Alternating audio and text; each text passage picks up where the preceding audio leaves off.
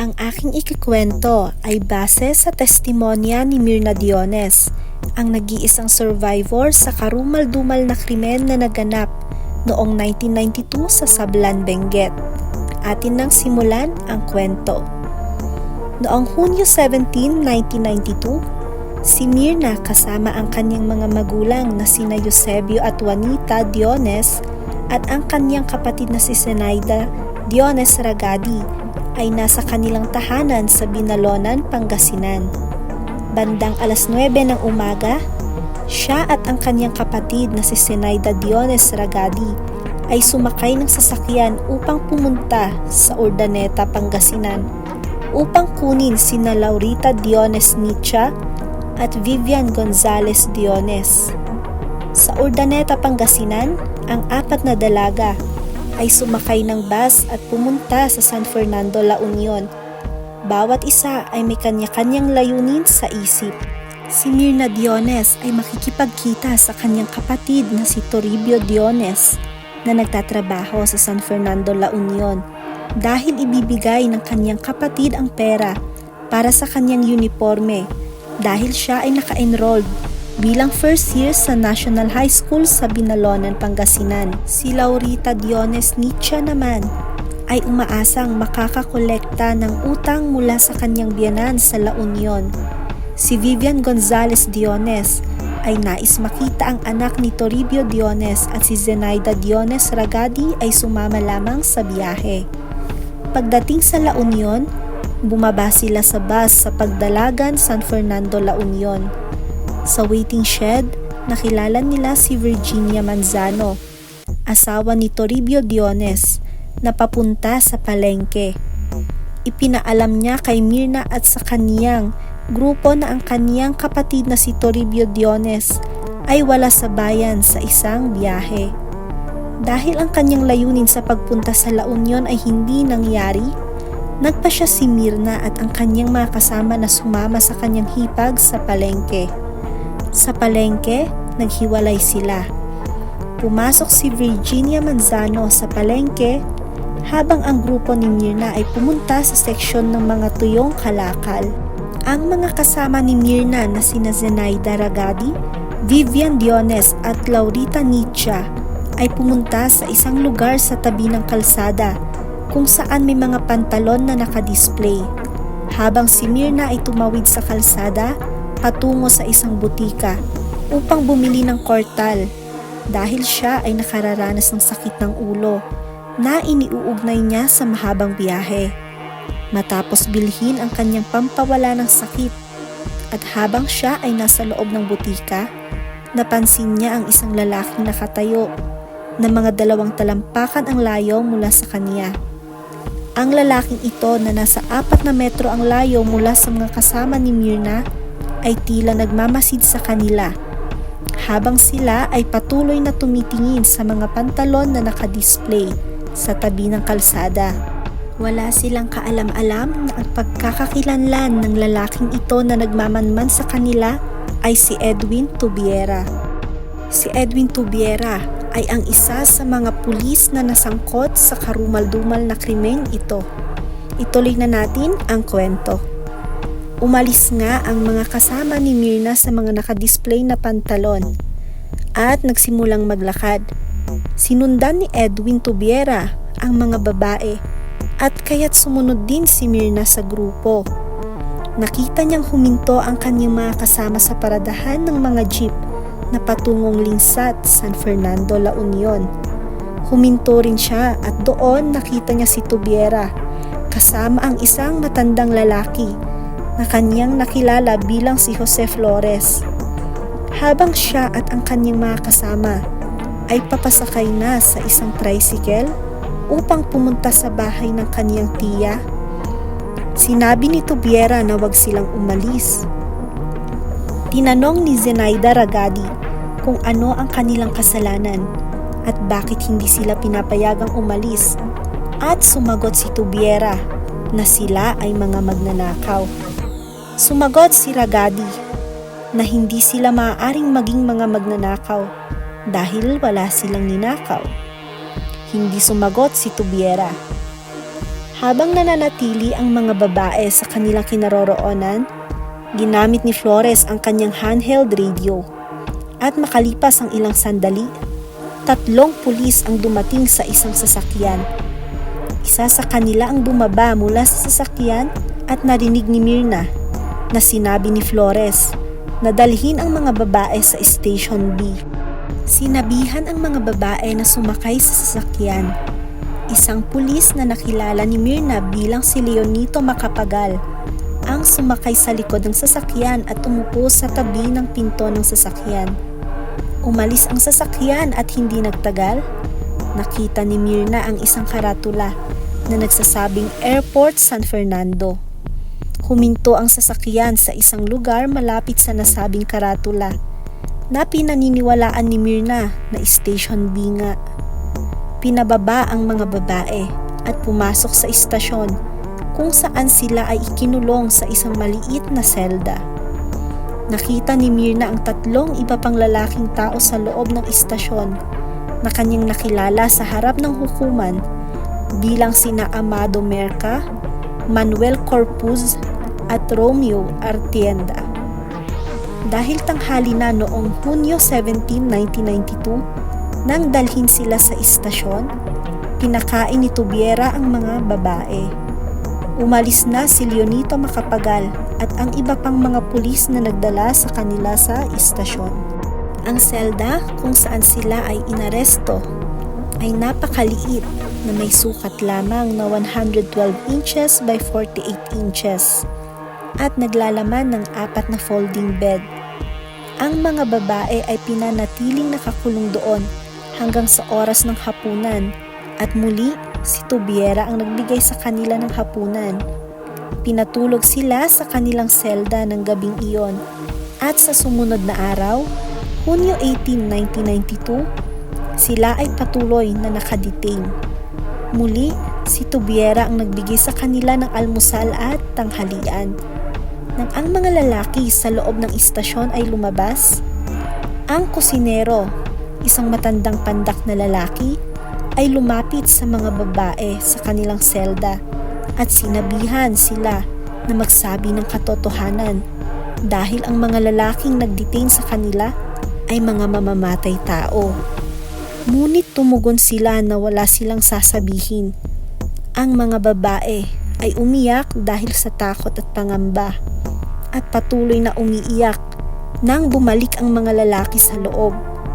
Nang gabi ng Hunyo 18, 1992, bandang 11:30 ng gabi, isang matangkad na lalaki ang dumating sa istasyon, tumingin sa kanila at natulog sa isang folding bed roon.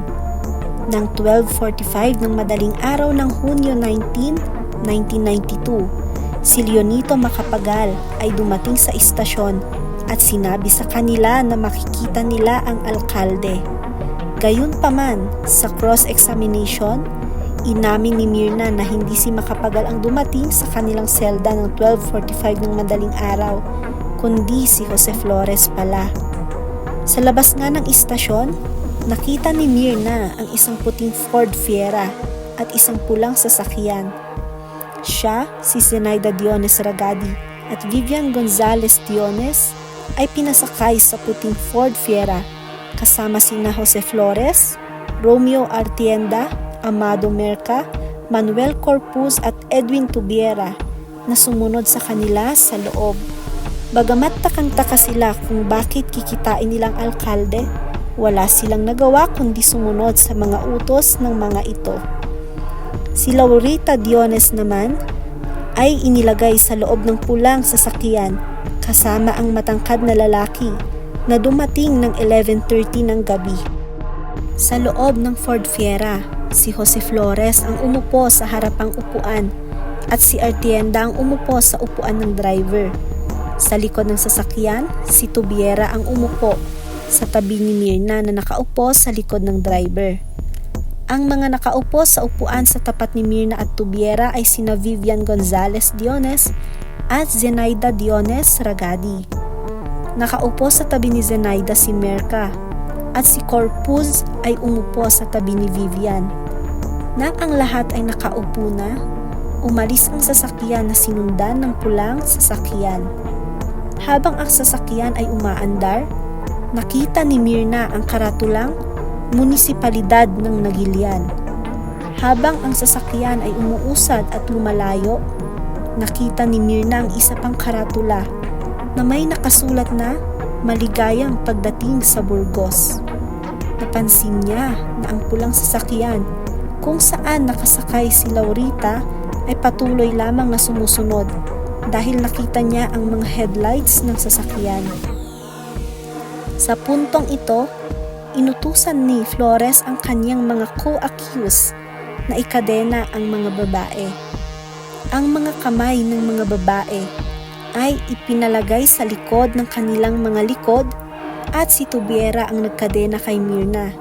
Si Corpus ang nagkadena kay Vivian, habang si Merca ang nagkadena kay Zenaida.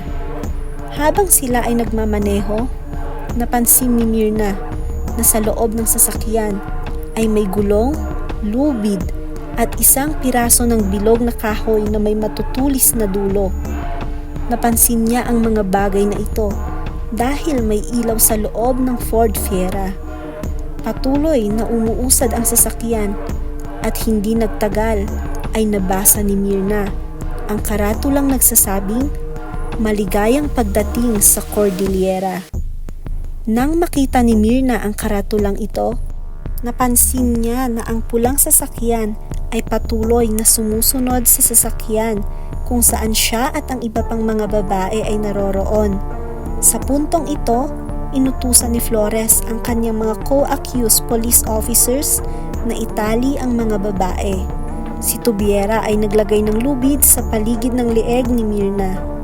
Nakita niyang si Merca ay naglagay ng lubid sa paligid ng leeg ni Zenaida, habang si Corpus ay naglagay ng lubid sa paligid ng leeg ni Vivian. Pagkatapos nakita ni Myrna na si Merca at Corpus ay nagsimula ng bugbugin sina Zenaida at Vivian, ito ay ayon sa pagkakasunod.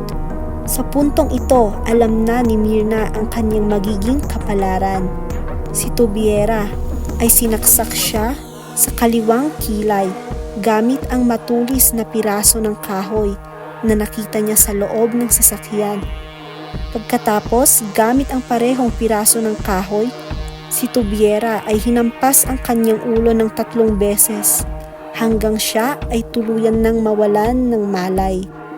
Noong mga alas 8 ng umaga ng ika-19 ng Hunyo, taong 1992, ang Sablan Police Station sa Sablan, Benguet ay nakatanggap ng ulat tungkol sa isang sinasabing biktima ng salvage o summary execution na natagpuan sa sitio Daques, Banangan, Sablan, Benguet. Mga 20 talampakan sa ibaba ng level ng Nagilian Road. Isang grupo ng investigasyon mula sa Sablan Police Station ang unang nakatagpo sa katawan ng isang patay na babaeng biktima na may mga marka ng pagsakal sa paligid ng leeg at mga saksak sa iba't ibang bahagi ng katawan. Natagpuan din ng pulis ang 2 magkaibang kulay na tsinelas at isang sapatos, mga 2 hanggang 3 metro ang layo mula sa biktima. Ito ang nag-udyok sa pulis na maghanap ng iba pang mga biktima. Ang grupo ng pulis kasama ang mga empleyado mula sa Ilagan Funeral Homes na hiniling ng pulis na tumulong sa kanila ay kalaunan nakatagpo ng pangalawang katawan ng babae, mga 50 talampakan mula sa unang katawan.